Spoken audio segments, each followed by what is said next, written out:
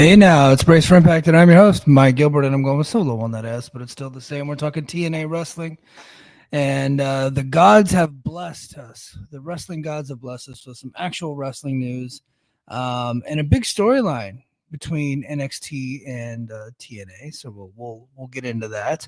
We got some Joe Hendry news. The whole Moose thing and Maple Leaf Pro Wrestling, for some reason, is still a story, and people want my thoughts on that. So we'll get into that a little bit, and then of course we will recap this week's episode of Impact Wrestling, or I guess TNA Impact Wrestling. I don't know. Sometimes I call it Impact Wrestling, even though like for years I refused to call it Impact Wrestling. I would just call it TNA, and then I finally got used to calling it Impact, and then they switched it back to goddamn TNA. But what happened to my deal here? Let's see.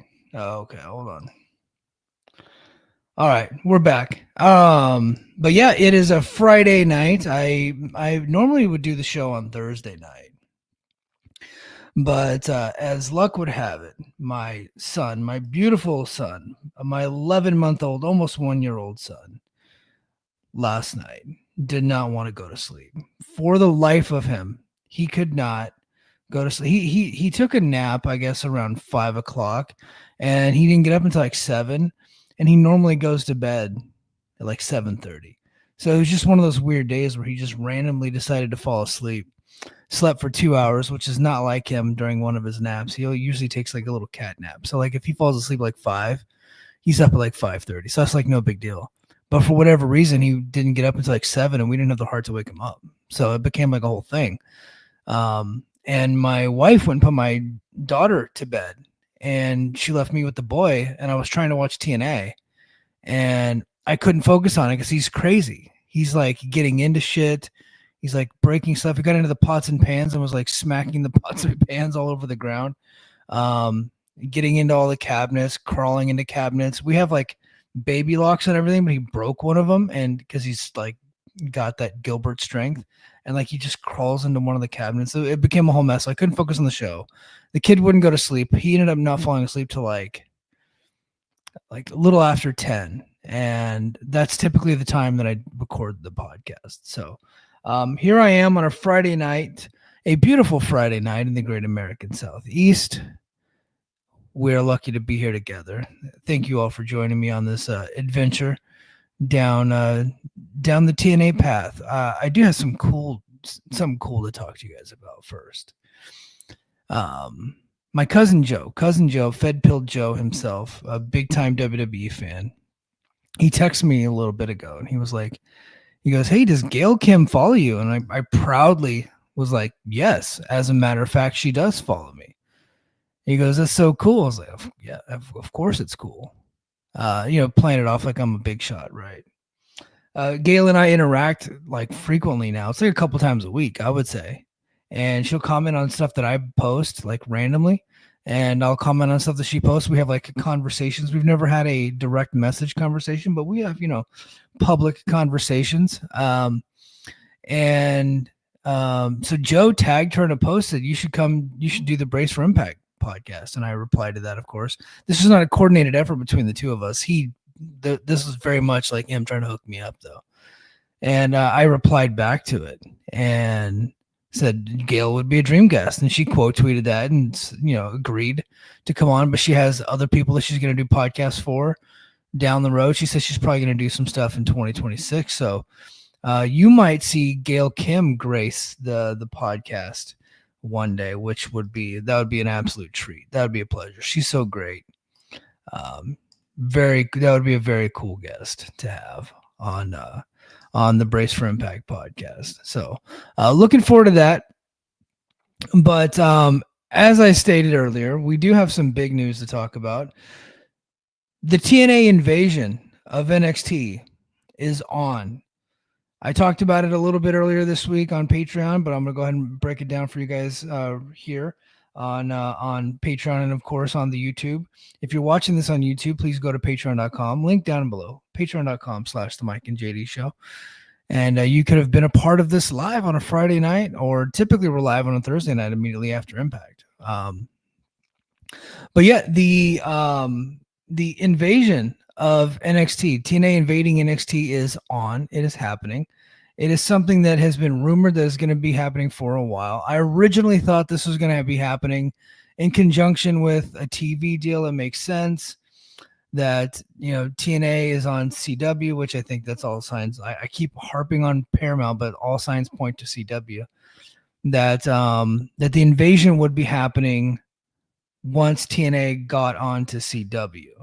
But they're not on there yet, so they're just doing it now. I don't know if they're ever going to get on there. We'll see. I get the feeling they will, but until the ink is dry on that, you can't ever really, you can't count. Excuse me, you can't count your chickens before they hatch when it comes to this types of stuff. So those TV deals can go south in a heartbeat. And so we'll keep our eyes peeled on that one. But so that was my original thought. I thought that was what was going to happen, and the rumors were out there. And but it would have made more sense to do it right after Slammiversary when Trick won the title, but they held off. There were teases, but nothing had happened. And then NXT Homecoming on Tuesday night, all throughout the show, TNA wrestlers were tweeting very canned, robotic, pre-written tweets by somebody probably that runs their social media department over there. Some of the wrestlers and some of the talents kind of edited the suggested prompts and put it in their own words, like Frankie did and Santana did. You could tell the guys that really care. Everybody else just kind of posted it as is with slight variations. And it started at the beginning of the show when there was really no reason to do that at the beginning of the show, because there was nothing negative towards TNA at the beginning of the show. In the middle of the show, Trick Williams and Carmelo Hayes, they defeated DIY with help from The Miz.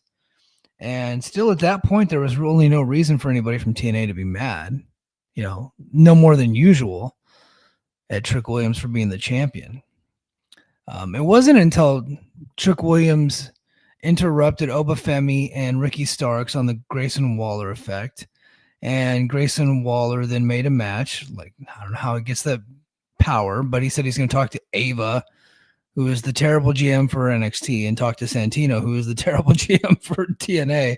It's like the blind leading the blind there, but I said he would talk to them, both of them, and get a match between Obafemi versus Trick Williams, title for title. At that point, that's when the TNA talents should have started their tweet storms. That was the moment they should have done it. Now, some people who were not watching intently and were not following along at the same time, they don't know that they think that that's when those tweets started, but the tweets started like an hour before that, right? Because I was not watching NXT at that time. I was watching something else. I'll be honest, I can't even remember what I was watching. It might have been baseball. I think I might have been watching baseball. And I'm playing around on Twitter. I see the tweets. I was like, okay, all right, looks like they're going to invade tonight. So I kick it over onto the C-dub, and I'm watching along, and then all of a sudden, that's when that Obafemi and Trick Williams thing. Well, I tuned in during the Carmelo and Trick Williams match. So this was like a while before. And the only reason I tuned in, because I don't watch NXT, I don't think that's a very good show, but was because I was like, okay, I like invasion angles. I want to see an invasion angle. That's pretty cool. Something different. We haven't had one of those in a while. And so I tuned in, and they have that Carmelo Hayes, Trick Williams match. They beat DIY, and I'm watching it, and I was like, okay, that was a good match. Not the greatest match, but it was good. I don't want to see the Miz. They do the Waller effect thing, the angle there, and then that's when the tweets started cranking up. I'm like, oh, wow, any minute now they're going to invade. And then they get to the main event, and it's a trios match with the women, the main roster women versus the NXT women, and nobody invades. And so, like, right before that, I was just like, in typical TNA fashion, they're not going to invade when people are interested the most, which I felt would have been this past Tuesday. Like, if it would have been, I think it would have been more shocking had they done it this past Tuesday. But they didn't, and they're waiting for this coming up Tuesday, and we will see how it goes. I don't trust either company to execute on this very well, but I'm still going to watch. I hope they do execute. The initial invasions are usually pretty good, right? Like, if you remember when WCW invaded the WWF back in the day. Now, they couldn't use their big stars. They were just handcuffed that way. But, when they had Lance Storm and Hugh Morris and other folks come in, Mike Awesome showed up and, Diamond Dallas Page, like it was pretty cool. But then, WWE had to exert their dominance, right? They bought the company, so now they need to like humiliate the company. And so that's what they did. The ECW invasion. So the WCW invasion kind of died out pretty quick because nobody took it seriously. And then so they added ECW to it. Then that became interesting. And of course that died out rather quickly too. That's just how that happens, right? You think about it, back in the 80s, you had the, Crockett bought UWF, and they didn't really do like an invasion storyline, but they were bringing UWF stars on, and they were not really being presented as stars. And, eventually, they got Sting out of that and Dr. Death, but, that was about it there. And Japanese wrestling companies have done invasion angles in the past. NXT invaded the main roster, back in the day with Bryan Danielson and Wade Barrett and those guys, and that initial invasion was really good. And then like none of the main roster guys wanted to lose to the NXT talent, so of course it died rather quickly. So that's how these things go. I assume that's how this is going to happen. I hope I'm wrong, but these things tend to peter off, and they're never as good as we want them to be, but they're always exciting at first because you don't know where it's going to be headed. But here's my prediction. TNA is going to invade. We're going to get slow invasion back and forth for weeks. It will then culminate at Bound for Glory, where Mike Santana will get the TNA title back. And then eventually NXT is going to have to exert their dominance over TNA. And then by the end of the year, we will have forgotten about it. And then Joe Hendry will move on to NXT. Like I think it's like this always happens. It's going to start off really fun, and then eventually it's just going to get boring. That's how this always goes. So be prepared. Fair warning. Fun at first. Eventually it's going to be really boring, and it's going to end up going nowhere. But if TNA gets a TV deal out of it, it will all have been successful. So like at the end of the day, that's the point of all of this, is for TNA to get a television deal. And look, we're within that 60 to 90 day window that Carlos Silva was talking about 3 months ago. We're in that window now. I believe I was in Hawaii when that window opened. So it's like, come on, God damn it. We gotta we gotta like get that window closed with a TV deal. That's got to happen sooner rather than later, because people are starting to question whether or not that was a legitimate statement. And I think that's a fair thing to question. But the other big news that happened this week also occurred on NXT. And I don't think a lot of people caught this, but I caught it. And apparently John Alba caught it. But there was a segment between Bobby Roode and Joe Hendry, in which Bobby Roode told Joe Hendry, there was a whole comedy thing, and it involved Ren Sinclair and Charlie Dempsey and the whole nonsense between them. And but it was homecoming, so Bobby Roode is an NXT legend, right? He's a former champion, and he was greeting Joe Hendry, who is a former TNA champion, much like Bobby Roode, and he said, hey, you were the TNA champion, but now that you're here in NXT, you need to go after the NXT title. And I don't think anybody caught that Bobby essentially made the announcement that Joe Hendry is on their roster. Now, that caused John Alba from Sports Illustrated to do a little bit of digging. And this is what he came up with. This is from SI Wrestling. He said, multiple WWE and TNA sources report that Joe Hendry is largely being phased out of TNA programming and integrated more into WWE TV. I too watch the shows, guys. So Joe Hendry appears to be a special guest when it comes to TNA, and it seems more like he's on the NXT roster than anything else. He's treated a little bit differently now in TNA, and he loses every fucking match. So internal expectations from both companies point to him going full-time WWE bound by the start of 2026. So probably Royal Rumble, same as Jordan Grace. TNA President Carlos Silva confirms Joe Hendry is still under TNA contract with NXT and TNA coordinating talent usage via their partnership. Yeah. So, I mean, it's been very clear since like May that Joe's on his way out. Once he lost that title to Trick, he was losing every match after that. TNA stopped focusing on him, and they've been pushing Mike Santana as their top guy now. They've been moving Joe down the card. I mean, if you think about it, he lost. I can't remember if it was in May, but I think it might have been in May. He lost a Trick on an NXT show. He lost the title. Then he came right back, and he lost to Frankie Kazarian. And then you fast forward to Slammiversary. He loses to Trick again. He got pinned in the 3-way. And then right after that, he lost to Mike Santana in Rhode Island. And then fast forward, like a month later in August, he loses to Mustafa Ali. And now he is scheduled to wrestle Eric Young, I believe, at Victory Road, where Eric Young is going to be debuting some type of new faction. And Eric's going to be cleansing TNA of all WWE influences. And it would make sense that he would be cleansing Joe Hendry. Now, Joe Hendry's still under contract. That doesn't mean that like he would get rid of Joe Hendry altogether. Like Joe can come back and do random shots here and there as he finishes up his contract. But he is very much WWE bound. Like it's official. It's legit. Sports Illustrated's covering it. Dave Meltzer also had it in his newsletter today that Joe Hendry is on his way to the WWE. And that's a good spot for him. I think that's what his dream has always been. He's always wanted to go to the WWE, and now he's finally going to get it. And TNA was the catalyst to get him to that point. He did the smart thing. He used TNA to get himself a big payday down the road. I think like if you're a business person, that's kind of what you need to see TNA as if you're a younger guy with bigger dreams and big aspirations. Not to say that guys like Eddie Edwards and Moose and the guys that stick around TNA forever are like, that's bad. Like they're happy. They're making good money. They like their lives. I'm cool with that too. But if you want to be like a multi-millionaire, when you get into TNA, if you have that connection to the WWE, like you need to use TNA to springboard yourself to the bigger platform, right? My favorite thing about this whole story is that AEW fans can't talk shit about it. They just can't.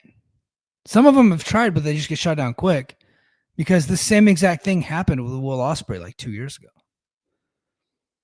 Same exact thing, like literally the same scenario.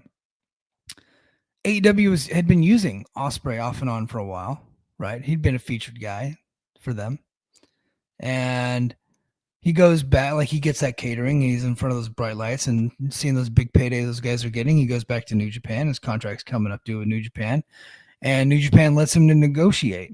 And he negotiates with both WWE and AEW, but I don't think he ever really wanted to go to the WWE. WWE didn't really give him a strong offer. Like there was no way that Tony Khan was going to get outbid for Will Ospreay. And he accepted a deal with AEW. And while he's still under contract, this is like November, he announces that he has signed with AEW, and then he's going to be finishing up his New Japan dates, and he's going to be finishing up his indie dates, and he's going to start with AEW like imminently. Now, it's not exactly the same. That's pretty close. Like Joe is like actively working both companies. I think Ospreay did that a little bit, but it wasn't so like very clear that like he was gone from one, but he couldn't go back and forth the same way because of, working in New Japan. It's like he could go back and forth. So he wasn't as available as Joe Hendry is. Like TNA doesn't work that many dates, but it's a similar situation. So I like the fact that most of the ardent supporters of AEW and some of the biggest haters of TNA can't really comment on the situation because they know for a fact that this is very similar to the Ospreay deal. And that if you say the WWE is being predatory, and then if you're saying that TNA is being cuckolded in this situation, then you then have to point towards AEW and say that they're also predatory and that New Japan is a cuckold. But they're not willing to do that, so they're kind of like not really commenting on the story, and I think that's fun. I think that's cool. Right. Don't put your foot in your mouth because you'll get smashed down pretty quickly if you talk about this one. And look, and I don't have a problem with this, like with the way that they're doing this. But I think it makes sense. Like Joe Hendry obviously outgrew the company. He is going to want a lot more money than what TNA is going to be able to like reasonably pay him. His contract's coming up due. He's going to be working on his contract. He's doing business the right way.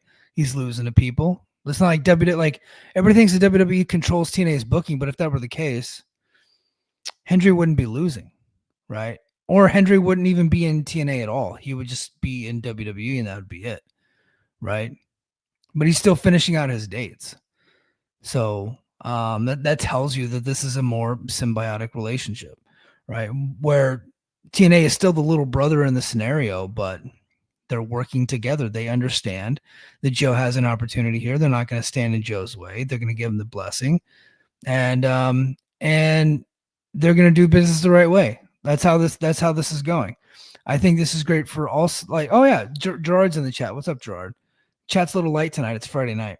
Joe going to WWE is great for both sides. They've gotten as much as they can out of him. Yeah, I think so. And look, I think there's also I like Joe. I think he's a limited performer.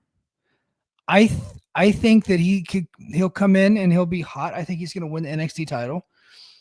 I think that he's going to have trouble on the main roster down the road. So we could conceivably see Joe back in the company in a couple of years. So no bridges burned, no big deal. He goes to NXT, he wins that title, which I think is happening. I don't think that it was a coincidence that they brought that up.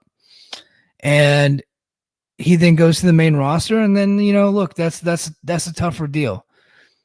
Limited performers like Eli Drake, what's his name, LA Knight, has actually gotten better in there. Like the last couple of times I saw him, I was like, okay, this guy has actually improved. So if Joe can get to that level, right, which I think that's the fair comp is Eli Drake. If he can get up there and improve his in-ring ability, at least to that level. And now he's not like Eli Drake is not a classic technical marvel, right? But he is a pretty decent WWE style wrestler. If he can get up there and do that, I think he'll have a long career. But I think he might have a little bit of trouble. So it's gonna be tough because he is a limited performer. And Gerard said could be an NXT lifer, to be honest, brought up for big spots like a Royal Rumble and WrestleMania, but not permanently, maybe as a job guy. I think mid-card comedy. I think that's the ceiling. And look, and I'm not insulting the guy when I say that.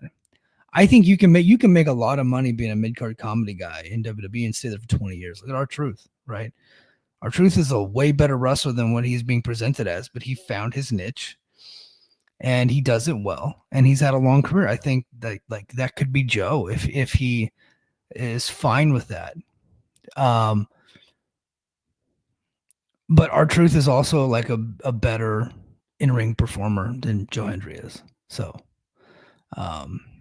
and he knows how to navigate the politics up there. So I think Joe has an uphill battle when he goes to the main roster, but I think NXT he's going to do really well because they're going to want him. So they're going to make that a big deal once he is there full time. So, all right, Gerard should really like this. Our next segment, we're talking TNA politics, Moose, Scott D'Amore, and Maple Leaf Pro drama. So Dave Meltzer had this story based off of Moose's interview that I don't know who the hell he gave the interview to. But Moose said in an interview, and Fightful talked about it. They had a story on it and said that Moose said he can't work Maple Leaf Pro because of their relationship with AEW, and TNA and AEW is in competition. And so yada, yada. It was kind of an offhanded, not really intended to be a big controversial deal. But of course, it gets aggregated everywhere. And then Dave Meltzer reads it, and then he puts it in the newsletter last week. And then it got turned into some type of big grand conspiracy that WWE is this big puppet master over TNA, and they're forcing TNA to not let their talent work. Poor old MLPW, because the enemy, as was stated in many places, TNA's enemy is now AEW. And that caused Carlos Silva and Tommy Dreamer. Tommy Dreamer's talent relations, Carlos Silva's TNA president, obviously, to come out and say that just wasn't true. And that lots of people have worked there and they can work there in the future.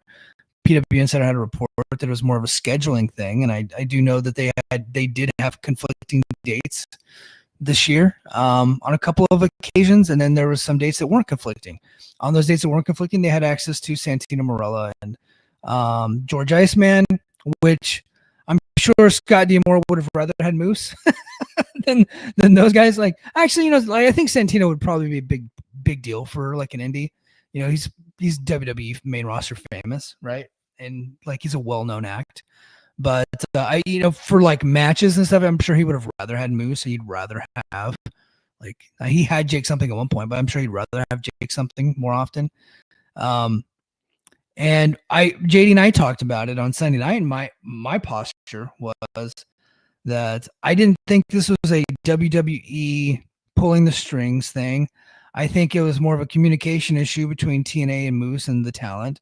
But I also am aware that upper management, TNA brass, are not big fans of Scott D'Amore since Scott D'Amore left, because they feel like D'Amore is putting out negative information about them in the media.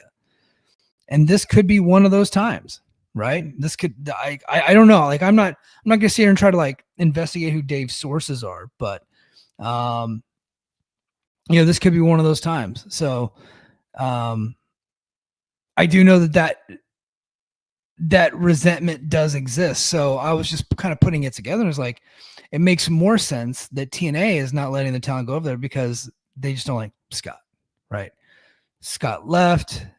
It wasn't an amicable situation. They fired the guy. He wasn't happy about it.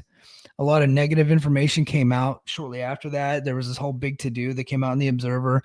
Some ominous deal about TNA not having any dates past like a couple of months, and people thinking that they were going out of business, and it was like this big black cloud hanging over them with the new management company that was in. And then sure enough, like a week later, they had dates lined up the rest of the year. So that became a whole to-do, and people thought that was Scott putting that out there. I heard that from multiple people, by the way.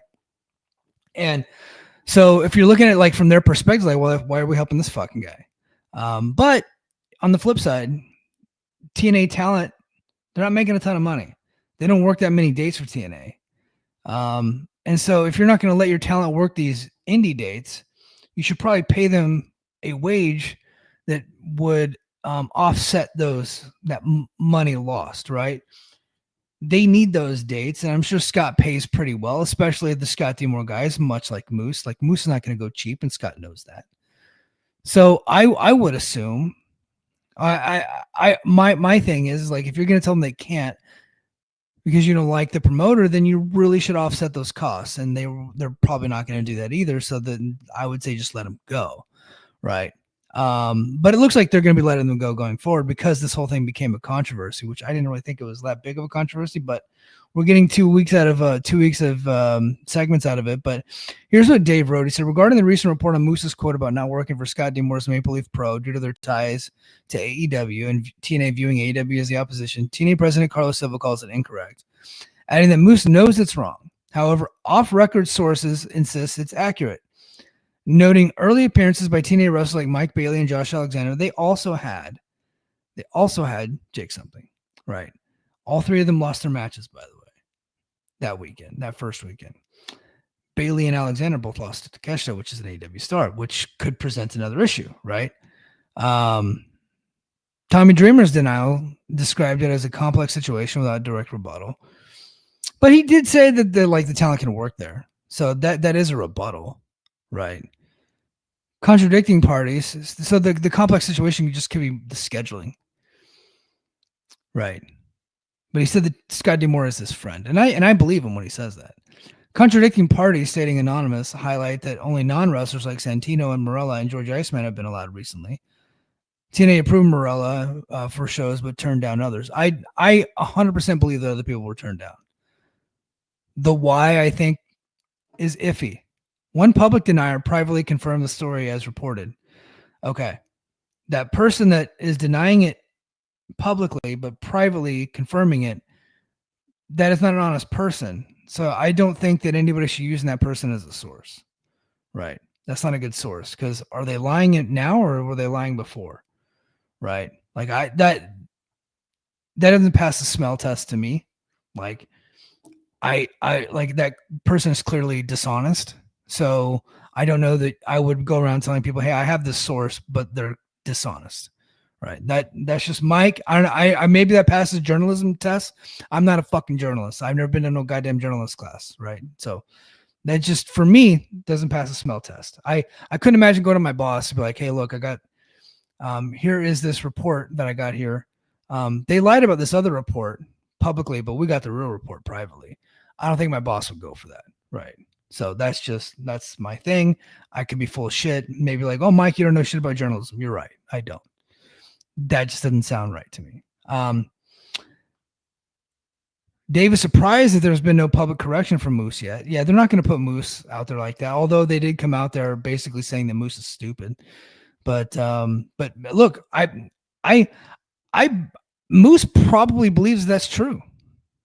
Maybe they didn't explicitly tell him that, but that's probably what he believed. Early approvals happened, but many requests were denied afterwards. Hope among insiders now that it's public, TNA might allow talent onto more shows to prove otherwise. Most expect changes post denials. Bonus twist: MJF challenged Nick Nemeth to a match on Demore's show, but that was more of grandstanding. Yeah, so that match is definitely not going to happen. So I wouldn't expect MJF versus Nick Nemeth on a Scott Demore show. But I would expect more TNA talent to appear on the show should the schedule allows it. But here's my plea to the people that are reading these stories and covering it. And look, I like, it doesn't offend me, right, that you guys think that WWE is pulling the strings on this whole deal, that Fed bad, and the Fed is forcing TNA to not let their talent work indie dates. Although they work other indie shows with TNA with AEW talent like Bloodsport, and they've worked like their talent goes to GCW shows, which AEW's pulled their talent from before because of issues, right? But I think they're back allowed on there. Like Wrestling Revolver, a lot of TNA talent work there. Like there's been AEW talent on the shows, so there is precedent where that has been allowed. But for this one specifically, it is a bigger indie, like a high vis indie, I would say. If you think the WWE is pulling the puppet strings, I guess I don't buy it, but like if it's that important to you, let's just like run with it. Like, go ahead. That's completely up to you. But what I will say is, when you do that, any type of negative story that comes out about TNA, when you pin the blame on AEW, what you do is then absolve TNA from all guilt. And you're admitting that you don't think TNA is capable of making bad decisions. And I'm here to tell you that they are capable of making bad decisions. They're capable of making dumb booking decisions. When Trick Williams pinned Joe Hendry at Slammiversary and Mike Santana didn't get his moment, there were people on the network that I work for and other places said, oh, that must have been a WWE decision. It was so bad that must have been a WWE decision. Completely forgetting that TNA has made that decision with 3 out of their last like few champions, right? So if you go back, Josh Alexander, it was a similar story. He in 2021, the summer they built him up as the next champion. He pins Christian Cage at Bound for Glory, and then Moose robs him because he has the cash briefcase, whatever. The Call Your Shot briefcase. And he takes the title from him. And so now they're making Josh earn it for another 6 more months. They like to build their baby faces up, steal the moment from them, and then make them earn it later, right? That's what they do. Last year, same thing with Joe Hendry. Same fucking story. Joe Hendry's at Slammiversary in a multi-person match, gets screwed over, doesn't win. When that was probably the moment, right? And then they go on to Bound for Glory, and it's Joe Hendry and Nick Nemeth, not even in the main event. And we're thinking it's Joe Hendry's moment, and he doesn't get it again. They make us wait until January to give him the moment, right? That was not a WWE decision. That was a TNA decision. So I have two cases that I lay out in front of you where TNA has done booking decisions that people don't like, and telling the same exact story that they're telling with Santana. But if you think that was like, hey, WWE's coming like, hey, no, guys, this is what I want to do. You're going to take Trick, and he's going to be your fucking champion, and you're going to like it. And he's going to beat all your stars, and then you're never getting your belt back because fuck you, that's why. Like, if you think that's what's happening, okay. But when Mike Santana wins that title, I'm not guaranteeing it's happening in Bound for Glory. I think it should happen in Bound for Glory. But I know TNA. I speak TNA. This very well can happen at fucking Genesis down the road, right? TNA is capable of making bad decisions. So anytime you pin the blame on whatever they do and dumb things they do, when you pin the blame on WWE, you're admitting ignorance to TNA. That's what you're doing. Pin the blame on TNA. Don't blame WWE. And I'm not like a guy that's like defending WWE. I just have been covering this company pretty closely for a long time. And I know the deal with these guys. They like Trick Williams as their champion. The houses have been up with Trick Williams as their champion. They like that title being defended on WWE television. They like the cross promotion between NXT and between TNA. Right. They like the storylines going back and forth. And if they got to give up their titles to do that, that's what they like. They feel like this is a winning proposition for them. And it might not be entertainment wise, it might not be storyline wise, but the proof is there. Look at the houses. The houses are there. Speaking of which, let's go to the ticket sales. This comes from WrestleTix and Dobby the Brain Heenan, of course. My man. TNA Wrestling Victory Road, Friday, September 26th. Edmonton Expo Center, Centre, C-E-N-T-R-E, Centre. That's the Canadian spelling of center. In Edmonton, Alberta, Canada, home of Chris Benoit. Tickets distributed 2007. Up 76 since last update. Available tickets, 150. Available combo tickets, 454. That's weird. I guess combo between the 2 days. Current setup, 2,600. Total seats on map, 4,800. So they're probably going to get close to that 26. Although I did hear that they are opening up more seats. So maybe we'll see them get to that close to that 3,000 mark with a walk up. I don't know. The card doesn't look that strong. So maybe we'll see it. Io in the chat. What's up, Io? Sound off. If you're in the chat, sound off. TNA Wrestling Impact on Saturday. Looks like they got 1,900 tickets out. So, yeah, 2,000 each night. I think they could, easily with some movement, last-minute movement and some comps and some advertising, get closer to that 3,000 mark, and I think that's what they're going for. And then, of course, Bound for Glory, they're holding strong at 3,500 tickets sold, and we're about a month out there. So that's on, what's today's date? September 19th, so 10/12. So now we're like a little less than a month out. Okay. But, I mean, that's about what they were doing at Slammiversary, although a bigger market, the New York market. But we'll see. I think 3,500 is already pretty good. If they can get it around 5, I think that's a win. If they can get around 7, that's fucking, you shot that from the rooftops. I think that's a big deal. And I think that the cross promotion between the two companies and the fact that Trick's the champion and they're going back and forth with storylines on both brands, that's the big reason. And Hendry was hot at one point. He's cooled off. He's still getting pops in the crowds, but he's like there's not a ton of people that are like he's not being heavily advertised as their top star, right? That's not happening. But Hardys are still hot, right? And still got the longest lines. And then of course the storyline between the two companies, they're doing a really good job with it. Like, look, I don't like everything about it, but I can't say that it's not working because it is working based on ticket sales, right? We don't have access to the ratings points, but NXT was up this week. And I get the feeling they'll be up even higher next week because of the storyline. So I think it's benefiting both companies. That's not even a controversial thing to say. Right. So let's see. Gerard says TNA booking and creative need to be revamped or some new voices at least. I feel like we've been having this conversation for 5 years, Gerard. So it's just never going to happen. Delirious is the guy, and if once he gets fired, they're going to bring in the next retread from, somebody that's got WWE or AEW or Ring of Honor or prior TNA experience. Like, that's going to happen. Let's get to this Impact reaction show. This one was not free on YouTube, so the Naked Gun promotional deal is over, but they got 2 weeks out of that where they made it free on YouTube. So I actually got to use the app that I pay for every month, that I pay $10 a month for. I got to use it this week, so that's good. Mustafa Ali with Order 4 opens the show against Brian Myers.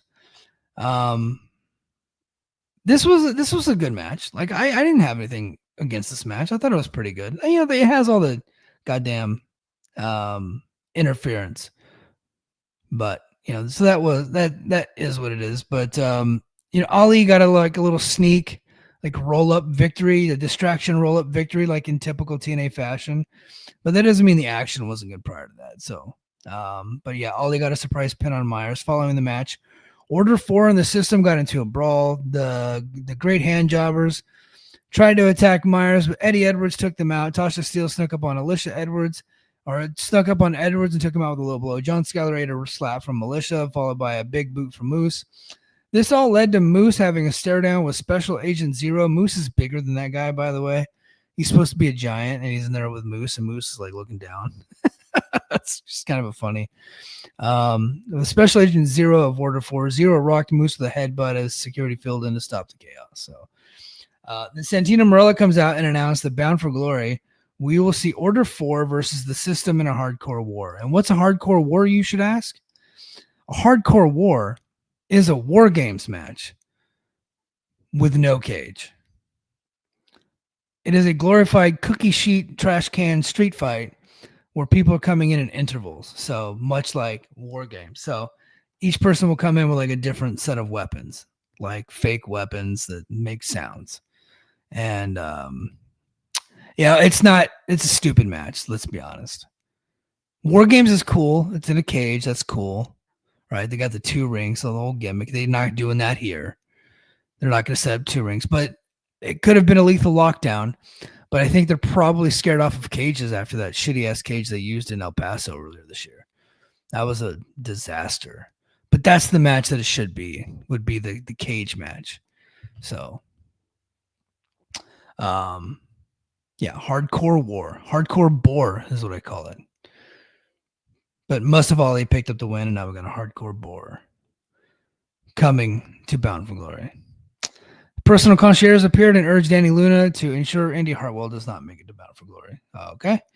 Then we get a recap of what happened on NXT this past Tuesday, particularly with the events that led to title for title match between Obafemi and TNA champion Trick Williams. So teasing that invasion. The invasion is coming. All right. Then we get this little shit Judas Icarus taking on Eric Young. Judas Icarus is like always got this weird look on his face. He's like got the greasy hair and he's like going like he's the Ultimate Warrior, but he's like the size of Ultimate Warrior's leg. He's a good wrestler though. I do like he once he gets in the ring, he's pretty good. But some of the faces are a little funny to me. It's hard to take serious, especially because he's like this little dude. You probably kick my ass, but that's not saying much. The match was fine. Like all the matches this week were just kind of there. Like there was nothing really anybody needs to go out of the way to see. But Icarus headed up to the top, one-hander superplex, but Young bit him and then connected with a diving elbow for a close near fall. Young threatened the referee and hit a low blow on Icarus. Joe Hendry showed up and provided a distraction for Icarus to score the upset victory. So another match, another distraction finish. TNA, they don't know how to book anything interesting. So this is what they do. After the match, Young decked the referee officiating, ducked the referee, and then decked the referee. And the commentator speculated that Young would potentially be in further hot water for his latest attack on a TNA referee. All right. And then we got this goddamn Victoria Crawford's back. I feel bad for this lady. Like, you can tell she's lived a couple of lifetimes, and she's probably like a sweet person. It's kind of had some problems back in the day. But she's doing this mentor you vignette, and it's god awful. It's terrible. It's not funny. It's not even remotely interesting, but she's doing it. And then they bring in Jody Threat. Now, Jody Threat cannot do dialogue. She sounds very robotic and clearly like reading lines when she does dialogue. Not her strong suit, but yet they make her do it anyway. Gia Miller comes in. She's a great performer. Gia Miller she can act, actually. She's really good at this stuff. I don't know if she can work, but she can definitely do like the acting. So she's really good at this. But she walked in and said that she convinced TNA management to lift Tessa Blanchard's suspension. However, Miller said that if Blanchard ran after her again, she'd fuck her up. That's what she said. The recapper here did a little creative liberties with what was said, but she said, I'll fuck her up. So I thought that was pretty cool. Inspiration. Jesse McKay and Cassie Lee versus Masha Slamovich versus the Elegance brand. So there you go. Trios match. Elegance brand got the victory here. The M by Elegance got a rope assisted pin for the win. So more shenanigans there. Let's see. Let's go to the chat. IO Productions said they got to stop giving Fox a mic. Yeah. By the way, I have a pitch. Danny Luna and Tessa versus Jody Threat and Gia Miller. Yeah, I mean that could work. I don't think that Tessa versus Gia Miller is the way to go. I know that they want to, I just know that I know everybody likes Gia, and Tessa's trying to do this whole redemption tour, and it's not really working. And so maybe she's like, hey, I can make Gia look good, and I can give Gia her moment. The problem is she tried that with Indy Hartwell, and she had a terrible match with Indy. And Tessa's a good worker. At least I think she is. But she was in there with a novice performer like Indy Hartwell trying to do a ton of different moves. But when you're the veteran, you need to like slow it down. Don't do all the moves.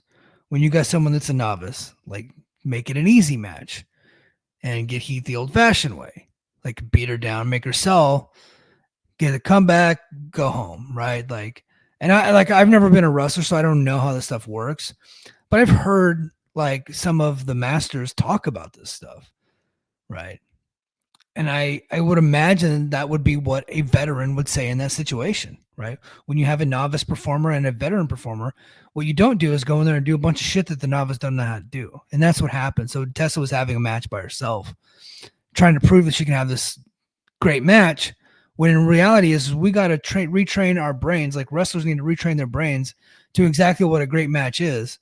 And a great match doesn't necessarily mean you have to do a bunch of moves and kick out of a bunch of shit, right? Great match means like you can, grab a hold sometimes and, beat someone's ass, make them work from underneath and work their way up from the bottom to get a victory, right? That's kind of how they should have worked. So I don't know that Tessa's got it in her to have a good match with Jim Miller. Jim Miller would be another novice performer. She's not a full-time wrestler. I know she's had some matches. She's been trained, but she's not like a wrestler. So I think the tag match would be the way to go, actually. So I think that's a smart move. So Gia is a sympathetic babyface. Yeah, for sure. 100%. But Elegance Brand got the victory there. Then we go to the TNA injury report for Mike Santana moves to Hardy Boys. Okay, that was the whole thing. Then we get Frankie Kazarian's King's speech. His special guest was Mr. Anderson. It was cool to see Mr. Anderson. I did feel like this segment wasn't very well produced. I felt like both guys got lost at times and found themselves getting lost like while they were cutting their promo and making up stuff as they're going along. Is very ad-libbed. And ad-lib is okay when you can't tell that it's completely ad-libbed, right? Like it has to be natural, and the whole thing just kind of came across as unnatural to me. Like when I watched it, I was like, okay, these are two guys doing like an ad-libbed acting performance that's not very natural for them, right? And so maybe they should have controlled that situation a little bit more. But I did like seeing Mr. Anderson back. I know people online were like, oh my God, they're using Mr. Anderson, TNA, LOL. I'm just like, look at all the old dudes on all the other fucking shows. Like now we're going to draw the line at Mr. Anderson. Mr. Anderson was over back in the day. I know his career petered out at one point. Right. His act got stale, but he's been gone for a long time. So I think it's cool when guys like that get to come back. He's not signed to the company. He's just come back for a special appearance. I think that's cool. I like seeing those guys come back. That's fun. Anderson was a big deal back in the day for WWE.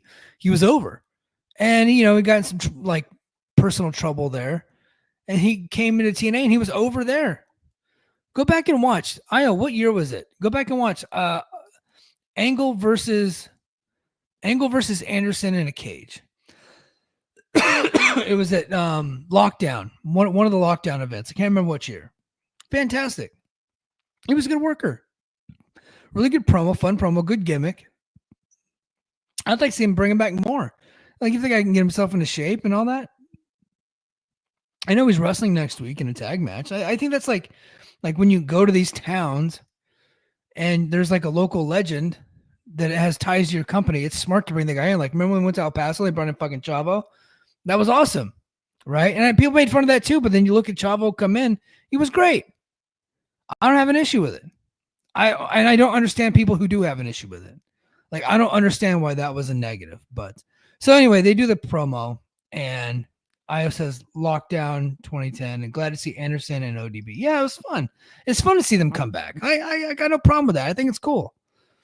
But anyway, they do the King's speech, and Kazarian is calling Macklin a coward, saying, "Hey, look, I know he was in the Marines, but I heard he was a coward." Like I said, it wasn't very well thought out. It wasn't very well constructed. I don't think he made his point very well. Kazarian, I don't think he made his point very well. And then Anderson's rebuttal, I thought was pretty good. He's like, "Look, you're saying that the guy that did 4 years active duty, that had 2 tours, Afghanistan and I know Macklin had Afghanistan and Iraq, but he said Afghanistan. So you're saying that guy was a coward? Or like, when did you ever serve?"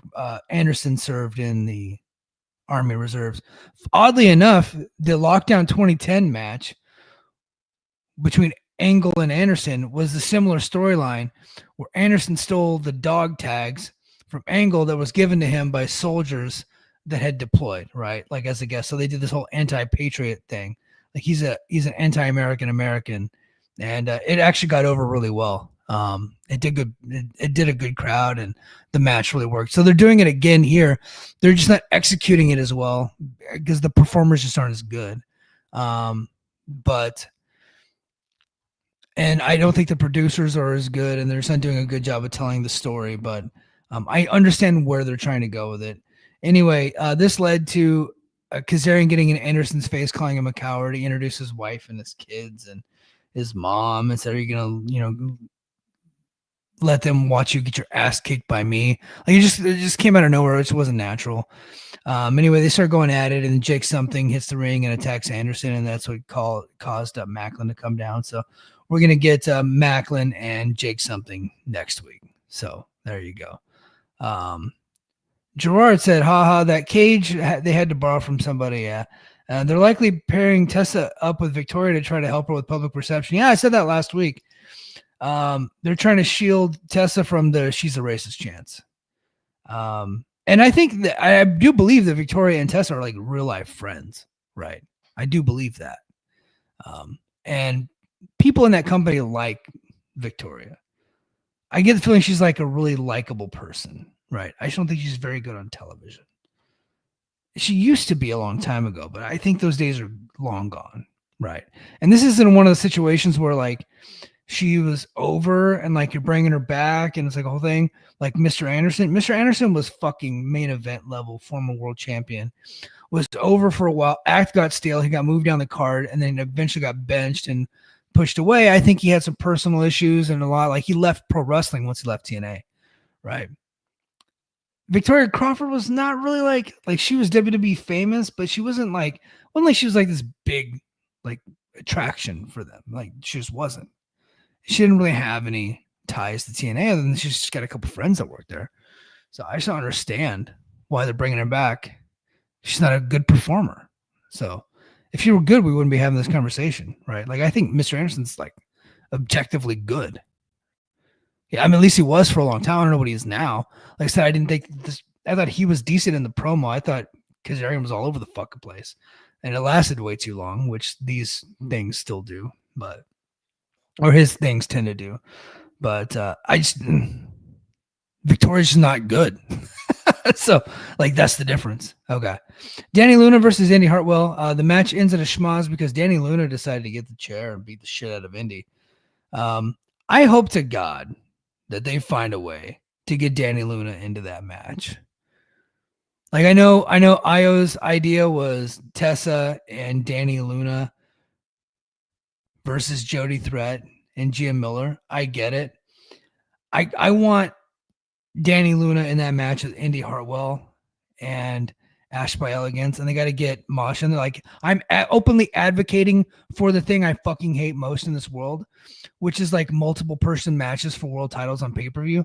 I want that to happen here because Ash by Elegance and Indy Hartwell has the potential to be one of the worst matches in history. And that's even me saying that, knowing that Ash by Elegance has actively gotten a lot better. Gotten way better since she's been in TNA. I happen to enjoy her act now when I did not before. I've turned the corner on her. I don't think she's good enough to have a really good match with Indy Hartwell. Indy Hartwell is like over, right? So, I mean, like, I don't think that everybody has to be this great worker and this great wrestler to get time on television. I think you just have to be over, and that's what she is. She's over. But I think that if you put her in this match on pay-per-view with Ash by Elegance, you're doing both these women a disservice because you're putting them in a spotlight where they can't succeed, right? I think that's where you add Danny Luna, Jody Threat, or you add Danny Luna, Masha, however you want to do it. But you gotta beef that match up a little bit, or else you run the risk of Ash and Indy laying a big egg in a big spot, right? You're not doing them a favor. You're not managing your talent well when you do that. That is a management issue. All right, let's get to this next match. I'm interested in this because Mike Santana versus AJZ. So this match is supposed to happen last week, but then Trick Williams attacked Santana, right? This AJZ kid, he got his ass kicked. He didn't get any offense in.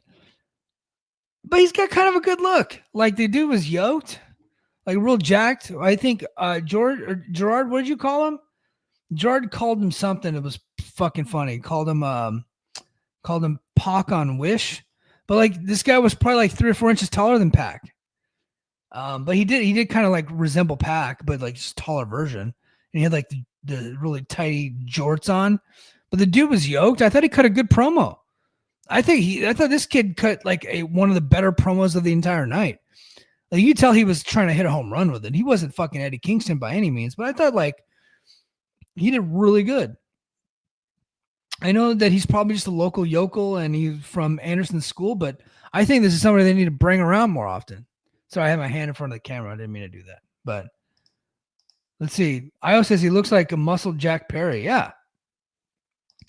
I think this dude's yoked. He looked good. He looked athletic. He cut a good promo. Bring this guy around. Let's get him on a deal. I thought he looked pretty good. But so the guy cuts a promo and he's making fun of the Vikings, which I think you should make fun of the Vikings. Fuck those guys. A lot of people said that their dumbass quarterback from Michigan was better than Brock Purdy. He's not better than Brock Purdy. Dog, come on. He ain't done shit yet. He's played 1 game. Come on. He's already hurt again. Fuck him. Everybody looks like him. All right. What is that kid's name, by the way? I can't even remember. He's from Michigan. He's some white kid from Michigan with a stupid haircut. But yeah, he made fun of the Vikings, which is fun. And but Santana hit the ring and beat this guy's ass pretty quick. I'd spin the block for the victory. After the match, Santana got on the microphone and said Trick Williams got him when his guard was down, but it wasn't going to happen again. He said that at Bound for Glory, Williams would have to pray to the Lord because his ass was his. So he pulled a Devon Dudley there. At this point, NXT's Rich Holland. Is he NXT though? Is he? I don't know. This guy's still NXT. I heard this guy has been demoted down to Evolve. Like, he was he was on NXT for a while. I got main roster. Breaks Big E's neck. He stays main roster for a little bit longer. Then he gets demoted back down to NXT. And then from what I'm hearing, I don't watch NXT very often. He's been doing more Evolve stuff. But Ridge Holland ambushed Santana and laid him out. Here's the thing about Ridge Holland. I don't think that Ridge Holland is staying in WWE much longer. I think when they get to the next round of cuts, he might want to stay away from his phone. He's been in the company far too long and has produced very little for them to continue to pay him. And I'm not trying to sound mean. That's just I'm just looking at it objectively. He's been around a long time. He hasn't made it, and they've given him a lot of opportunities. I'm thinking he might be out the door eventually. And this could very well be one of those times, much like Jakara Jackson, who is now Mara Sade, where TNA is kicking the tires on him before he gets released. And it looks like he's going to be wrestling Santana at Victory Road. And if Santana can get a good match out of him, maybe this is a guy, Ridge Holland, whatever name he goes by once he's out of the company, maybe this is a guy that TNA brings back. Look, he's an athlete. He's jacked. You know, he's probably 10 cc's of Duraball in a day. You know what I mean? Diana ball. Jacked, rugby player, like a real athlete, right? Menacing looking dude. For whatever reason didn't click in WWE. Maybe TNA could get something out of the guy, and I think that's a good spot for TNA to be in. So maybe they're just kicking the tires on the guy. So we'll see. All right, we get to the main event. Matt and Jeff Hardy versus the Nemeth brothers. They had a much better match earlier this year. This match was fine, but it wasn't anything special. Mid Cardona was on commentary with Tom Hannafin and Matt Raywalt. As the Nemeth made their way down to the ring, Brian Nemeth got in the face of an Anthem board member, Rick Ehrman, as TNA president Carlos Silva tried to keep the peace. This was so stupid. What is this dork Ehrman doing? Why is he on the show? And why is Carlos Silva working angles? It's only a fucking matter of time before this guy goes through the table, right? Like, it's happening. He is going to get involved in an angle on the show, and like Bubba Dudley's going to put him through a table or something. Or one of the heels is going to get heat on Carlos. It's happening, right?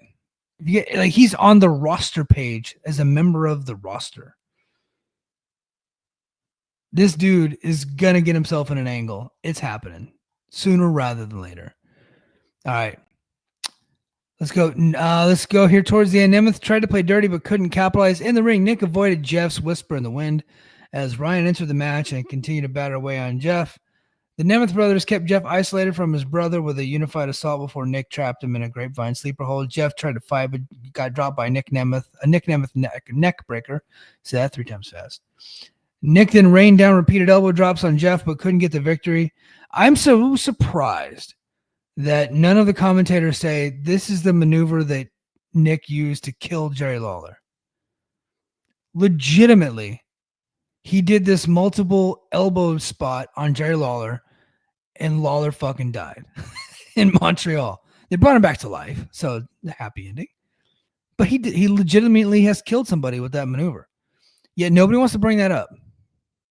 Like, what a deadly maneuver this is by Nick Nemeth. I find that fascinating. Like, why not use that? He's a heel. Use it. All right. Maybe I'm demented. I don't know. Ryan got the tag and continued to work over Jeff with an attack on his own. Jeff held his own and got both Nemeths with a whisper in the wind, which allowed brother Matt to get the hot tag.